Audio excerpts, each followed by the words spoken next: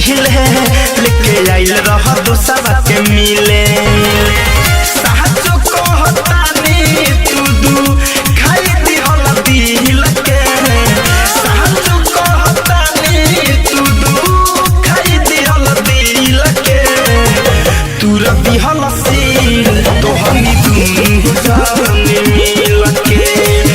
तू दिहल सील तो हमी दुनु जान मिल के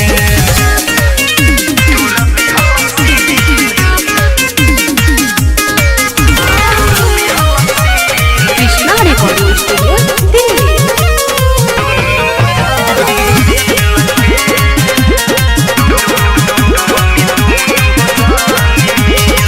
का कहीं सुन दैया मार दिले रहे छैया काम तू कइल है ऐसन करी ना कौन मुदैया अरे मायरे का कहीं सुन दैया मार दिले रहे छैया काम तू कइल है ऐसन करी ना कौन मुदैया मिले रहनी हम सखी के साइकिल से मिले रहनी हम सखी के साइकिल से तूरा बिहल सील तो हनी दुनु जान मिल के तूरा बिहल सील तो हनी दुनु जान मिल के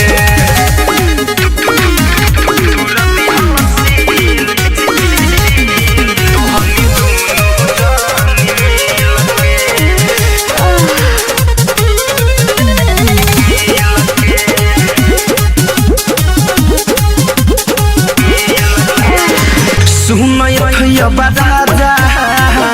देहले बड़ा बड़ी साजा साथ में रंजित गरीबी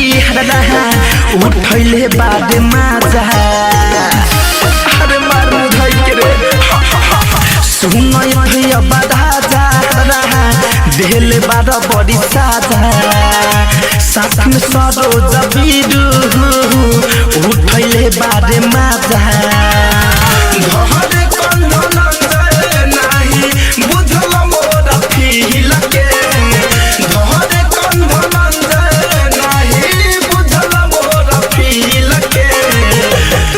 दिहल सील तो हनी दुनु जान मिल के